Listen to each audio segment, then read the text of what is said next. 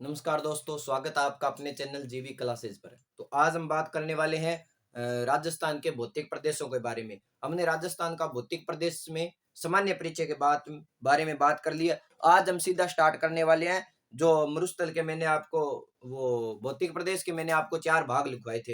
एक लिखवाया था पश्चिमी रेतीला मरुस्थल, एक अरावली पर्वत और दूसरा पूर्वी मैदान और आपके लास्ट जो था वो था दक्षिणी पूर्वी मैदान। तो आज हम विस्तार से बात करेंगे। तो सर्वप्रथम आता है हमारा पश्चिमी रेतीला मैदान या थार का मरुस्थल। क्या आता है? पश्चिमी रेतीला मैदान या थार का मरुस्थल। तो बात करते हैं पश्चिमी रेतीले मैदान की। पश्चिमी रेतीला मरुस्थल यानी थार के मरुस्थल का जो हमारा भौतिक भाग है उसकी हम बात करते हैं। यानी इसके अगर हम देखें तो ये आपका थार का मरुस्थल है। आपको पता है कि इसकी जगह पहले प्राचीन काल के अंदर टेथीस सागर था। यानी थार के मरुस्थल की जगह एक पहले विस्तृत समुद्र होता था। क्या होता था? समुद्र होता था। ठीक है। और समुद्र था वो समुद्र जुरासिक या क्रिटेशियस युग या इयोसिन युग के समय क्या हुआ आपके समुद्र के नीचे। और उससे क्या हुआ? हमारे एक मरुस्थल क्या हुआ? उत्पन्न हुआ भूगर्भिक हलचल के कारण। और वहां पर क्या बदली? साथ में जलवायु बदल गई और जिससे हमारे क्या हो गया? एक मरुस्थल का निर्माण हो गया। अर्थात अगर हम देखें तो मरुस्थल की जगह पहले क्या था भाई? यानी यह मरुस्थल है जो टेथीस सागर का अवशेष था। किस सागर का? टेथीस सागर का अवशेष। इसको किसका अवशेष माना जाता है? तो आप कह सकते हो इसको टेथीस सागर का अवशेष माना जाता है। किसका अवशेष माना जाता है? टेथीस सागर का अवशेष। ठीक है। और आज को पूछ ले थार के मरुस्थल में सर्वप्रथम मानव ने पैर कब रखा? तो वो रखा था आपके प्लास्टोसीन युग में। प्लास्टोसीन युग के अंदर। किस युग में मानव ने इसके ऊपर पैर रखा? तो प्लास्टोसीन युग के अंदर मानव ने इसके ऊपर सर्वप्रथम पैर रखा और धीरे धीरे मानव इसके साथ ही क्या करने लगा था? कृषि करने लगा था। ठीक है। इसी के साथ थार के मरुस्थल को देखें तो ये अफ्रीका के अंदर एक मरुस्थल है जिसका नाम है ग्रेट पोलियो आर्कटिक अफ्रीका मरुस्थल। यानी अगर हम बात करें इस मरुस्थल का है तो ग्रेट पोलियो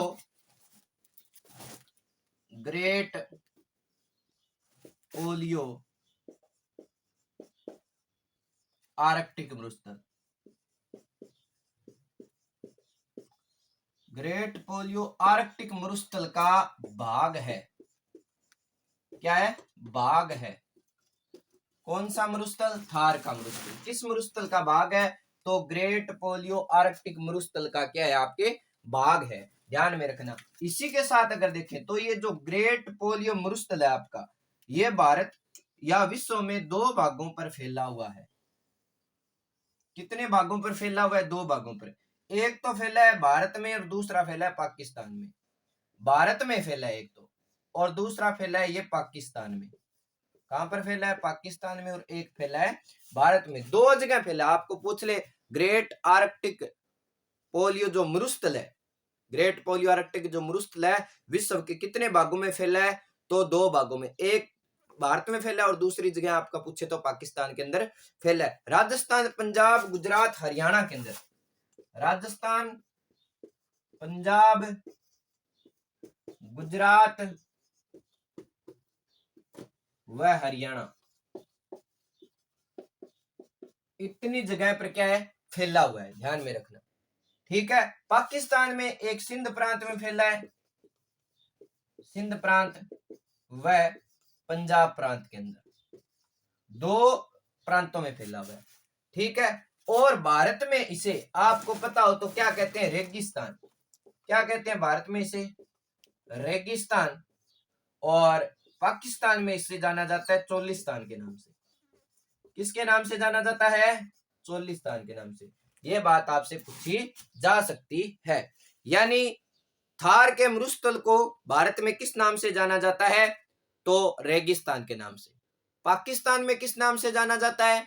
तो चोलिस्तान के नाम से जाना जाता है। ठीक है। और भारत में लगभग 142 डेजर्ट ब्लॉक आपसे पूछा जा सकता है। डेजर्ट ब्लॉक, डेजर्ट ब्लॉक आपसे अगर पूछे तो भारत में 142 कितने हैं? 142 पूछा जा सकता है भारत में कितने हैं डेजर्ट ब्लॉक? 142। इन 142 में से 85 जो डेजर्ट ब्लॉक है, कितने? 85 डेजर्ट ब्लॉक हमारे राजस्थान में। कहां पर है? राजस्थान के अंदर। ये बात आपको ध्यान में रखनी है, ठीक है। इसी के साथ अगर हम देखें, ये हो गया हमारा राजस्थान।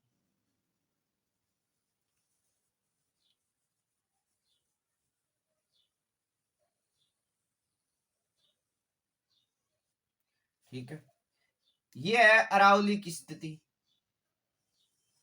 ये क्या है आपकी? अरावली। क्या है? अरावली। ठीक है, तो अरावली के बिल्कुल समांतर एक समवर्षा रेखा गुजरती है इस प्रकार। इसे बोलते हैं 50 सेमी समवर्षा रेखा। क्या बोलते हैं? 50 सेमी समवर्षा रेखा। क्या बोलते हैं भी? 50 सेमी समवर्षा रेखा। ध्यान में रखना, ठीक है। तो ये आपके मरुस्थल व जो मैदानी भाग है इसको अलग करती है। यानी यह राजस्थान को दो भागों में विभाजित कर रही है। क्या कर रही है? राजस्थान को दो भागों में विभाजित कर रही है। इसलिए इसे महान भारतीय जल विभाजक रेखा कहते हैं। महान भारतीय जल विभाजक रेखा। महान भारतीय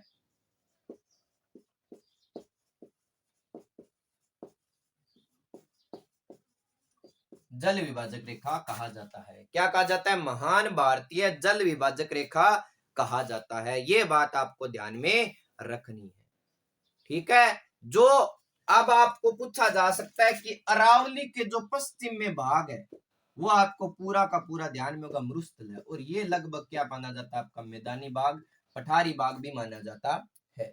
ध्यान में रखना, इसकी लगभग क्षेत्रफल आपको पूछ ले मरुस्थलीय क्षेत्रफल कितना है, तो 1,75,000 वर्ग किलोमीटर। 1,75,000 वर्ग किलोमीटर में फैला हुआ है आपका थार का मरुस्थल। कितने वर्ग किलोमीटर में फैला हुआ है? 1,75,000 वर्ग किलोमीटर के अंदर फैला हुआ है। ध्यान में रखना। और इसकी लंबाई पूछे, मरुस्थल की लंबाई, तो इसकी लंबाई है लगभग 600 किलोमीटर। कितनी है? 600 किलोमीटर। चौड़ाई पूछे तो चौड़ाई है आपकी 300 के आसपास। 300 किलोमीटर के आसपास इसकी क्या मानी जाती है? चौड़ाई। कुछ किताबों में आपको 640 भी मिलेगा, 640 भी देखने को मिल सकता है। यानी इसकी लंबाई 640 और जो चौड़ाई है 300 किलोमीटर के आसपास है आपकी मानी जाती है। ये बात आपको ध्यान में रखनी है, ठीक है। तो इसमें अगर हम देखें भाई, सर्वाधिक जनसंख्या घनत्व वाला मरुस्थल है, ये ध्यान में रखना।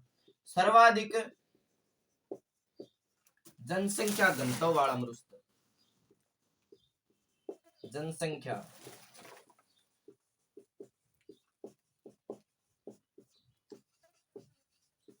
घनत्व वाला मरुस्थल, यानी सर्वाधिक जनसंख्या किस मरुस्थल में पाई जाती है, तो आप बता सकते हो थार के मरुस्थल में पाई जाती है, ठीक है। उसके अलावा अगर हम बात करें, भौतिक प्रदेश भी अभी सर्वाधिक जनसंख्या वाला भौतिक प्रदेश भी यही है आपका, ठीक है। इसके अलावा अगर हम देखें, यहां पर अगर हम देखें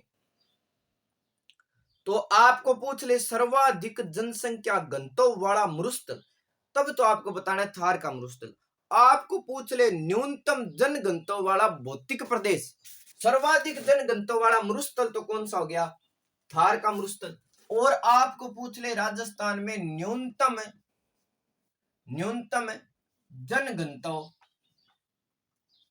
जन घनत्व वाला भौतिक प्रदेश,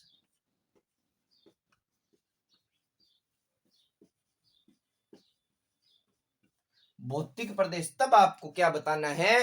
तो तब आपको बताना है भाई न्यूनतम जो जनघनत्व वाला भौतिक प्रदेश है वो आपका थार का मरुस्थल अर्थात पश्चिमी रेतीला मरुस्थल है।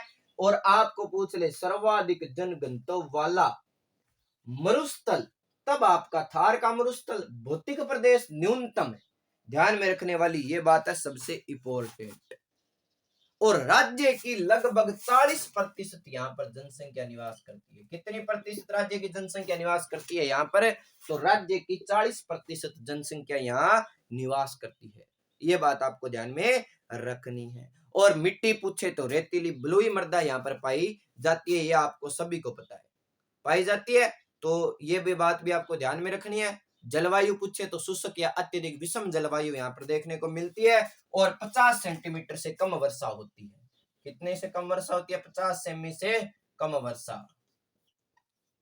अब ये इसे तो समवर्षा रेखा कहते हैं। इसके इधर तो क्या होगी? 50 सेमी से कम, और इधर साइड होती है 50 सेमी से अधिक है।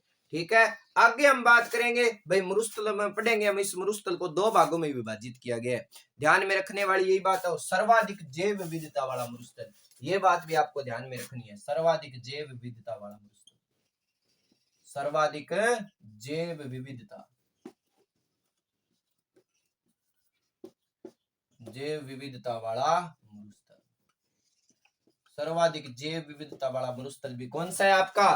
तो सर्वाधिक जैव विविधता वाला भी मरुस्थल है थार का मरुस्थल।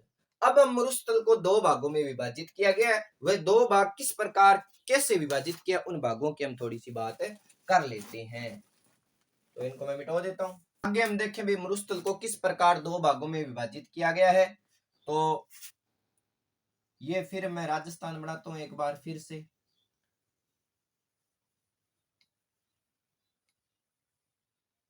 जैसा भी बने आपको बस ध्यान में रखना है, अच्छा हो चाहे बुरा। अब आपको पता है अरावली की स्थिति ये वाली है, ये क्या हो गई? अरावली। ठीक है, इसके बोला मैंने समांतर से गुजरती है 50 सेमी समवर्षा रेखा, समवर्षा रेखा, या इसे महान भारतीय जल विभाजक रेखा भी कहते हैं। अब मरुस्थल के बीचों बीच से गुजरती है इस प्रकार, इसे बोलते हैं 25 सेमी समवर्षा रेखा। क्या बोलते हैं? 25 सेमी समवर्षा रेखा। क्या बोलते हैं भाई? 25 सेमी समवर्षा रेखा बोला जाता है। क्या बोला जाता है? 25 सेमी समवर्षा रेखा बोला जाता है। और यह मरुस्थल को 2 भागों में विभाजित करती है। कितने भागों में विभाजित करती है? 2 भागों में विभाजित करती है। ध्यान में रखना, ये 25 सेंटीमीटर है, यहाँ पर 25 सेमी से कम वर्षा होती है, से कम वर्षा, और इधर 25 सेमी से अधिक वर्षा, और 50 से कम। ध्यान रखना, यहाँ पर 25 सेमी से कम होती है, इसलिए इसका तो हमने नाम रख दिया शुष्क मरुस्थल। क्या नाम रख दिया? शुष्क मरुस्थल। इसका क्या नाम रखा गया? शुष्क मरुस्थल। और जहां पर 25 से लेकर 50 सेंटीमीटर तक वर्षा होती है उसको हमने कह दिया अर्ध शुष्क मरुस्थल। क्या कह दिया? अर्ध शुष्क मरुस्थल। अब प्रश्न ऐसे आएगा, मरुस्थल को 2 भागों में विभाजित करने वाली समवर्षा रेखा है, तो 25 सेमी समवर्षा रेखा। राजस्थान को 2 भागों में विभाजित करने वाली समवर्षा रेखा, तो 50 सेंटीमीटर समवर्षा रेखा आपके सामने निकल कर आएगी। अब हम पढ़ते हैं थार के मरुस्थल का वर्गीकरण। ये है पहला टॉपिक हमारे थार के मरुस्थल का वर्गीकरण का। पहला आता है हमारा शुष्क मरुस्थल, यानी थार के मरुस्थल के वर्गीकरण में पहला ही पढ़ते हैं हमें क्या? आपका शुष्क मरुस्थल।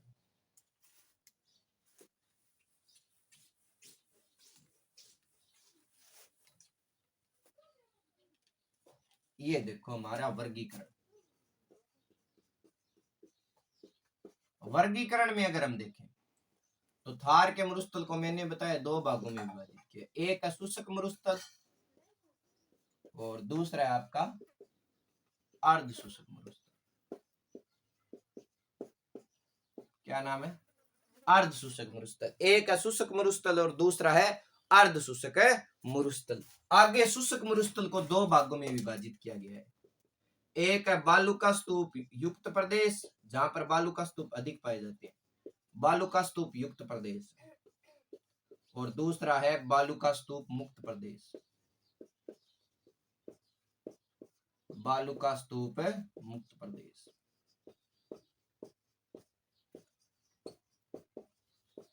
एक है बालू का स्तूप युक्त प्रदेश और एक है बालू का स्तूप मुक्त प्रदेश के बारे में हमें बात करते हैं। बालू का स्तूप मुक्त प्रदेश के अगर हम राजस्थान में देखें तो अभी बताए ये अरावली, ये 50 सेमी और ये 25 सेमी। और ये अब हम इसकी बात कर रहे हैं पूरे की, तो यहाँ पर पड़ता है आपका बालू का स्तूप मुक्त प्रदेश। जहां पर स्तूप नहीं पाए जाते, बालू का स्तूप नहीं पाए जाते हैं, अवसादी चट्टाने पाई जाती हैं, चट्टानी क्षेत्र पाया जाता है, जैसे जोधपुर, बीकानेर और जैसलमेर का क्षेत्र आता है। आपने इस नाम सुना होगा अक्कलवुड फॉसिल पार्क, जहां पर जुरेसिक काल के लकड़ियों के अवशेष भी पाए जाते हैं, और वहां पर चट्टानी क्या था आपका क्षेत्र था। ठीक है, तो नंबर हम एक बात करते हैं बालू का स्तूप युक्त प्रदेश, या पहले हम थोड़ा सा लिख लेते हैं किसके बारे में, शुष्क मरुस्थल का। तो शुष्क मरुस्थल में हमें ध्यान रखना है 25 सेमी से कम वर्षा होती है। पहला ही पॉइंट हमारा 25 सेमी से कम वर्षा होती है। कितनी वर्षा होती है, आपको पूछ ले शुष्क मरुस्थल में कितनी वर्षा होती है, तो 25 सेमी से कम वर्षा होती है। कितनी वर्षा होती है, 25 सेमी से कम वर्षा होती है। कहां पर, शुष्क मरुस्थल के अंदर। ठीक है, तो इसे गुजरात के कच्छ से लेकर पंजाब तक विस्तृत है ये जो आपका शुष्क मरुस्थल है, और इसे दो भागों में विभाजित किया गया है, एक बालू का स्तूप युक्त प्रदेश, दूसरा है बालू का स्तूप मुक्त प्रदेश। पहले हम पढ़ते हैं बालू का स्तूप युक्त प्रदेश।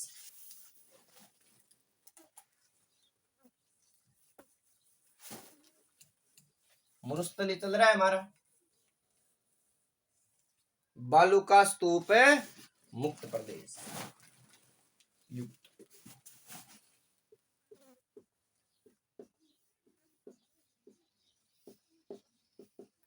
बालू का स्तूप युक्त प्रदेश,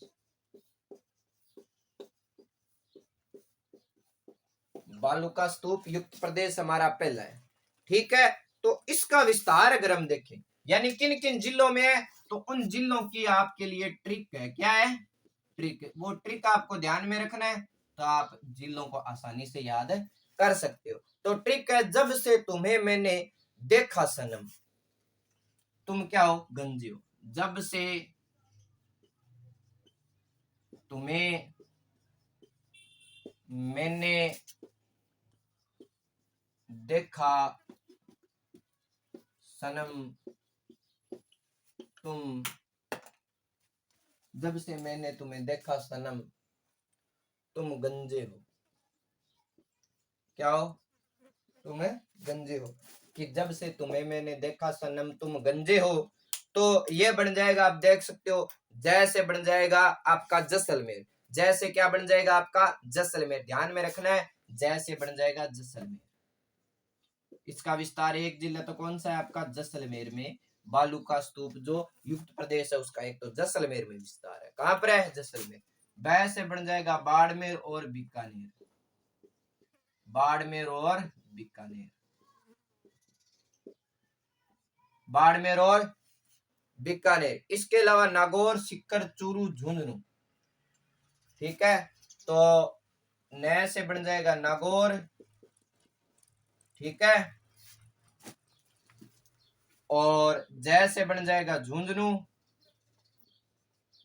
गै से बन जाएगा गंगानगर, है से बन जाएगा हनुमानगढ़, और एक अलग रह गया आपका चूरू, और सह से बन जाएगा सीकर। इतने जिले किस में शामिल है, तो बालू का स्तूप युक्त प्रदेश में शामिल है। बाकी हमें आगे की एक जैसे आपका जोधपुर भी बनेगा। ये थे हमारे जिले। ठीक है, बाकी बालू का स्तूप का हम विस्तार से कल बात करेंगे। आज के लिए हमारा इतना ही, धन्यवाद।